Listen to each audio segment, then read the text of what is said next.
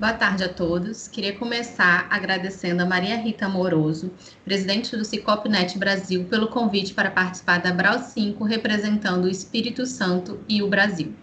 Agradeço também ao Simar Francisqueto, diretor-geral do Arquivo Público do Estado do Espírito Santo, pelo apoio na realização deste trabalho.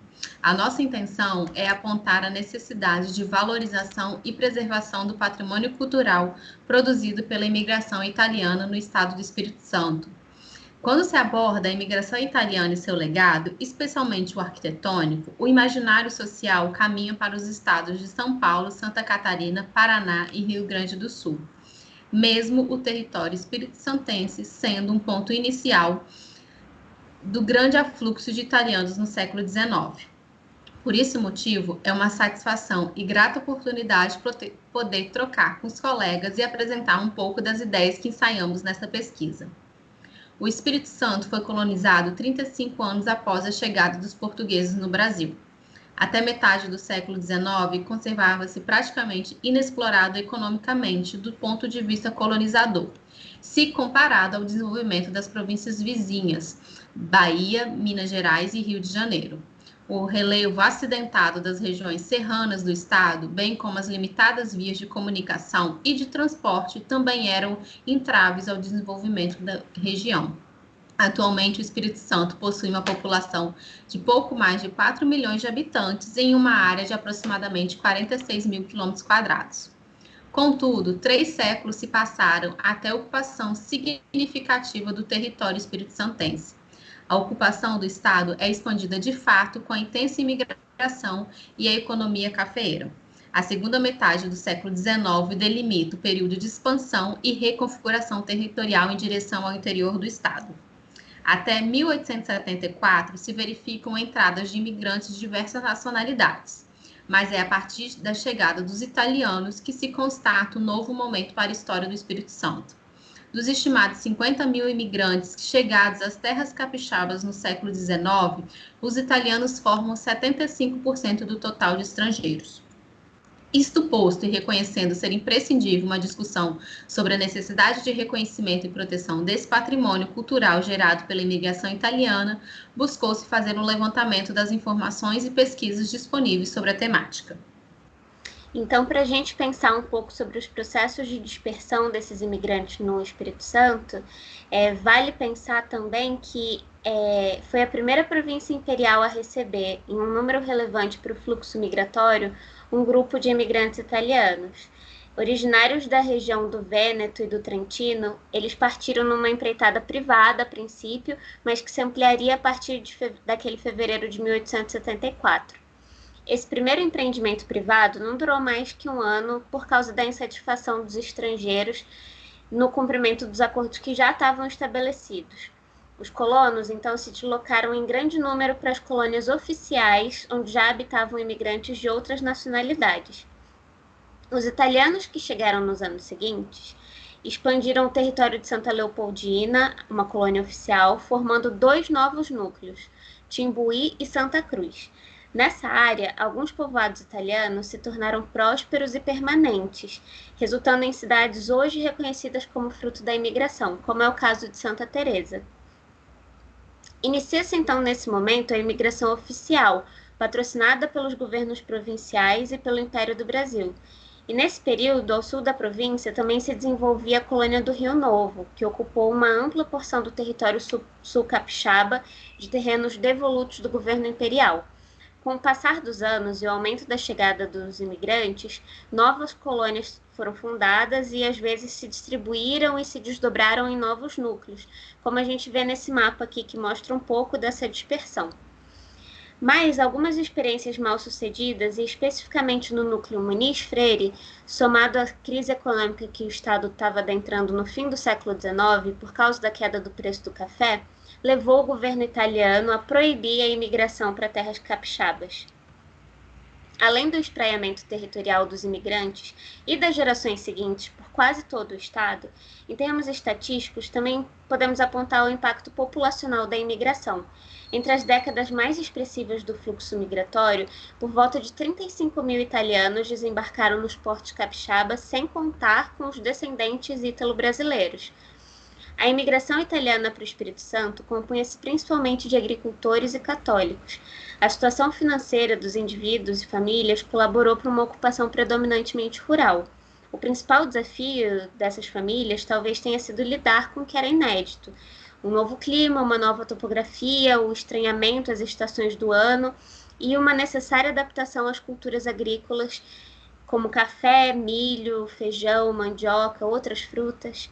Mas para a gente pensar a arquitetura rural e as manifestações que estão elas associadas, vale defender aqui o nosso enfoque. A arquitetura da imigração pode ser estudada em suas diferentes manifestações, civil, religiosa ou rural. Mas a gente considerou, para o foco desse trabalho, a arquitetura rural, por causa do vínculo que se perpetua até hoje com as tradições, tanto das festividades como as do cotidiano, e pelo impacto que essa produção rural teve no estado. Essa imigração provocou uma importante transformação na paisagem, sendo as edificações um dos traços relevantes do seu legado. A pesquisadora Maria Isabel Muniz ressalta que as marcas dessa influência e da intervenção territorial são tão significativas que, se hoje a gente percorre as rodovias que partem do litoral em direção às montanhas, passando pelos vales e colinas, a gente pode observar as regiões das antigas colônias de imigrantes e os caminhos expressos nessa paisagem. Se a gente observar o percurso das estradas e rodovias, a gente percebe que elas vão mais ou menos paralelas aos caminhos dos rios. E é interessante notar que um fator importante da implantação, que era comum às famílias chegadas da Itália, era a proximidade com a água. A hidrografia foi um elemento importante tanto para a dispersão em direção às colônias, que era realizada majoritariamente por vias fluviais, com portos e pontes construídas para esse fim, mas também para a ocupação territorial das famílias e comunidades. De acordo com os estudos do professor Pozinato, para a implantação da casa, que é a edificação principal do conjunto de um lote, era eleito um local próximo ao curso d'água e, se possível, com uma ampla visão do restante do terreno.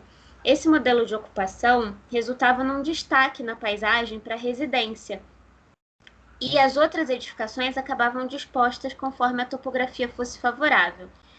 O professor Pozanato e a pesquisadora Maria Isabel Muniz também continuam aprofundando seus trabalhos, dando detalhes e pormenores da construção rural do imigrante italiano no Espírito Santo. São alguns dos aspectos relevantes: a funcionalidade em detrimento das ornamentações e o conforto térmico que era derivado dos materiais e da técnica que estava sendo utilizada. Isso interligava a tradição e a adaptação. Uma das mais expressivas características desse fazer construtivo foi a casa de estrutura em madeira, afastada do solo por pilotis, com paredes de taipa e telhado em escandole. As escandole, também conhecidas como tabuinhas, são pequenas tábuas de madeira produzidas para cobertura de casas e construções em geral. Eram uma substituição às telhas e outras formas de cobertura, que se tornavam mais caras e de difícil acesso, dada a localização, né? Vale ressaltar também que a morfologia, o formato da casa, as técnicas construtivas, o material empregado acompanharam as fases da ocupação imigrante, então elas são um pouco variadas de acordo com o período em questão. Esses pesquisadores que a gente mencionou, nos seus estudos sobre a casa dos italianos nas terras capixabas, indicam que, morfologicamente e na organização espacial, ficam traduzidas e preservadas as memórias das regiões de origem. Isso fica preservado na casa. Por outro lado, analisando os materiais empregados e as técnicas utilizadas, estão sempre presentes os esforços de resiliência dos imigrantes no novo meio. Essa luta dos imigrantes marcou a paisagem, trouxe novos valores culturais e contribuiu para a mudança nos modos de vida e nas relações de trabalho dos novos brasileiros. De maneira geral, essa imigração imprime as marcas que se expressam na arquitetura, mas também nos costumes, na culinária, na religiosidade, no turismo e até na economia de algumas comunidades. As tradições marcam de forma intensa a identidade desse grupo em costumes preservados até hoje. E para ilustrar tal herança, a gente vai indicar alguns dos costumes e manifestações associados a essa imigração. O socol, que está aqui na foto do canto superior direito, é um embutido de carne suína feito de lombo de porco, uma receita de origem italiana que se mantém ativa pelas famílias de imigrantes no município de Venda Nova. Entre as festividades, a gente pode destacar a Festa da Polenta, em Venda Nova do Imigrante, que reúne história, cultura, culinária e voluntariado em prol do coletivo, tendo como símbolo o tombo da polenta, o principal prato típico da festa. Outro evento relevante é a Festa do Imigrante no município de Santa Teresa, uma festa que resgata as tradições trazidas pelos imigrantes italianos que colonizaram a região. E entre as diversas memórias que os colonos italianos guardam e seus descendentes preservaram no âmbito familiar, ou na escala de uma comunidade, ou ainda na amplitude de um território, esses são apenas alguns dos exemplos das várias manifestações. Tal legado, material e imaterial, apesar de pulsante nas comunidades ítalo-capixabas, não possuem ainda nenhuma valorização ou proteção patrimonial por parte do Estado.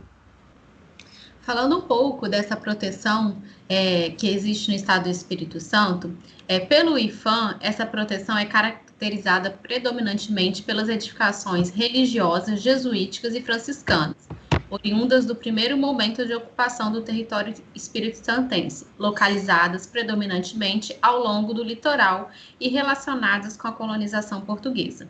A partir da década de 80, ocorre uma ampliação da noção do patrimônio no país, expressa formalmente na Constituição Federal de 1988. Assim, iniciam-se tombamentos de exemplares representativos de expressões, grupos, áreas geográficas e períodos até então não reconhecidos pela instituição como patrimônio nacional. No entanto, no Espírito Santo não acompanha esse novo contexto nacional, uma vez que o Estado não teve novos bens materiais inseridos no rol do patrimônio nacional. O momento poderia ter sido favorável, por exemplo, para o reconhecimento de bens relativos à imigração no Estado, a exemplo do que acontece no sul do país com o tombamento de bens de cultura imigrante. Em outra esfera, atua o Conselho Estadual de Cultura da Secretaria de Estado da Cultura do Espírito Santo. Além da arquitetura religiosa, foi tombado pelo Estado exemplares da arquitetura rural, de imigração, patrimônio natural e expressões do ecletismo. Em relação ao patrimônio da cultura italiana, apontamos os seguintes bens protegidos pelo Conselho. Apenas esses 3 bens são protegidos. A Casa de Pedra do Perlete, no município de Nova Venécia, construído pelo italiano, que dá nome à casa, entre 1925 e 1929, período em que a ferrovia chega a Nova Venécia. No entanto, a construção nunca foi finalizada. Outro bem conhecido pelo Conselho é a residência Vigílio Lambert, no município de Santa Teresa, uma das primeiras casas erguidas na região. Projetada e construída em 1875, pertence a uma das famílias de imigrantes de maior destaque no estado. E o terceiro e último bem reconhecido pelo Estado é a residência Augusto Ruschi, também no município de Santa Teresa, foi construída em 1876 pelo imigrante italiano avô materno do naturalista Augusto Ruschi. Trata-se de uma das primeiras casas edificadas na localidade, mas posteriormente modificada para o uso de loja no pavimento térreo. Verifica-se dessa forma que no Estado do Espírito Santo também são reduzidos os quantitativos de bens registrados como patrimônio imaterial, tanto pelo IPHAN quanto pelo Conselho Estadual de Cultura. Ainda que sejam reconhecidos pela sociedade civil, diversas outras práticas culturais, como as manifestações ítalo-capixabas, estão excluídas desse reconhecimento.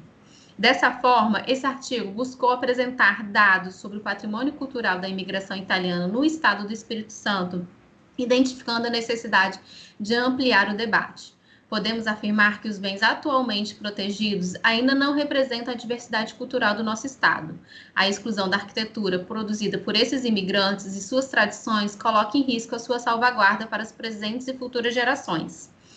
A pesquisa procurou entender como esses imigrantes chegaram ao território capixaba, os processos de dispersão ocorridos e o desenvolvimento da arquitetura rural e das manifestações associadas, gerando assim o legado produzido pela imigração italiana. O resultado desse artigo pretende contribuir para a discussão quanto à importância das políticas públicas para a preservação do patrimônio cultural da imigração italiana no Espírito Santo, sem as quais, evidentemente, todo esse legado estará em risco.